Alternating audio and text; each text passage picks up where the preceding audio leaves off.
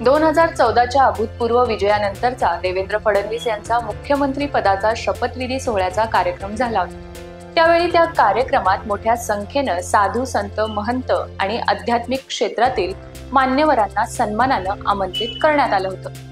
ते बघून त्यावेळी तथाकथित पुरोगामी वर्तुळातील दिखाऊ सेक्युलर मंडळींचा आणि काँग्रेस इकोसिस्टीम मधील संपादक पत्रकारांचा प्रचंड जळफळाट झाला होता। कारण तोपर्यंत सत्ताधारी पक्षांकडून फक्त मुल्ला मौलवींना सन्मानानं वागणूक मिळायची। त्यामुळे या सेक्युलर इकोसिस्टीम कडून एकच गलका सुरू झाला आणि आता लोकशाही बुडेल, मोदीचं राज्य येईल असा सूर आवळला। वास्तविक पाहता त्या संत महांतांमध्ये विविध जातीपंथांचे लोक होते, मात्र तरीही त्या संपूर्ण सोहळ्यात केवळ एकच नरेटिव्ह चालवलं गेलं, जातीयवादी टोमणे मारले गेले। मात्र पुढच्या 5 वर्षात त्या लोकांना देवेंद्र फडणवीस यांनी एक हाती एक छत्री आणि भ्रष्टाचार मुक्त सरकार चालवत चांगली चपराक दिली होती। तसंच आपल्या कार्यकाळात उत्तम सरकार चालवताना साधू संतांचा आशीर्वाद किती महत्वाचा आहे हे अधोरेखित केलं होतं। कारण राजकारणात नैतिकता टिकवायची असेल तर आध्यात्मिक अधिष्ठान अपरिहार्य आहे याचा वस्तुपाठ फडणवीसांनी घालून दिला होता। आज पुन्हा एकदा फडणवीस हे महाराष्ट्राच्या मुख्यमंत्री पदावर आरूढ होत आहे आणि आजच्या कार्यक्रमाला देखील मोठ्या संख्येनं आध्यात्मिक क्षेत्रातील मान्यवरांची आझाद मैदानावर उपस्थिती असणार आहे। नेमकं कोण कोण येणार आहेत आणि कोणाकोणाचे आशीर्वाद फडणवीस यांना आणि पर्यायानं त्यांच्या नेतृत्वाखालील सरकारला लाभणार आहेत याचीच माहिती आपण आजच्या या व्हिडिओच्या माध्यमातून जाणून घेणार आहोत। नमस्कार, मी रेणुका पवार आणि तुम्ही पाहताय रुतम मराठी। देवेंद्र फडणवीस आज तिसऱ्यांदा महाराष्ट्राच्या मुख्यमंत्री पदाची शपथ घेण्यासाठी सज्ज झाले आहेत। आज सायंकाळी 5:30 वाजता ते राज्याचे मुख्यमंत्री म्हणून शपथ घेतील। यापूर्वी देवेंद्र फडणवीसांनी 2 वेळा मुख्यमंत्री पद भूषवलं आहे।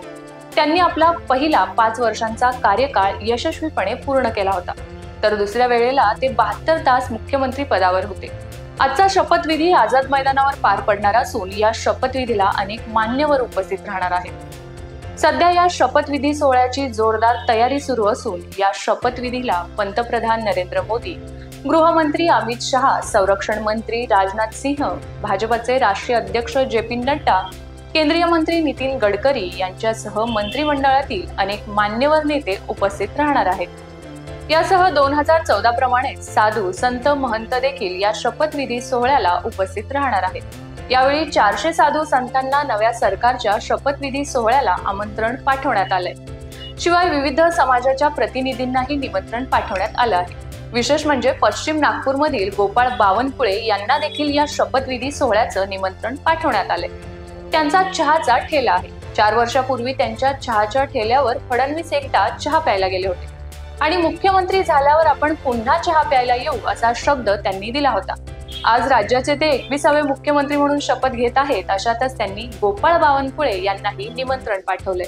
फडणवीसांच्या आजच्या शपथविधीला जगद्गुरू नरेंद्राचार्य महाराज, गोविंद देव गिरी महाराज, बागेश्वर बाबा, महामंडलेश्वर स्वामी, विश्वेश्वरानंद महाराज, जैन संत लोकेश मुनी, बंजारा संत, शीख संत, बौद्ध भिक्षू असे सर्व पंथांचे संत महंत उपस्थित राहणार आहेत।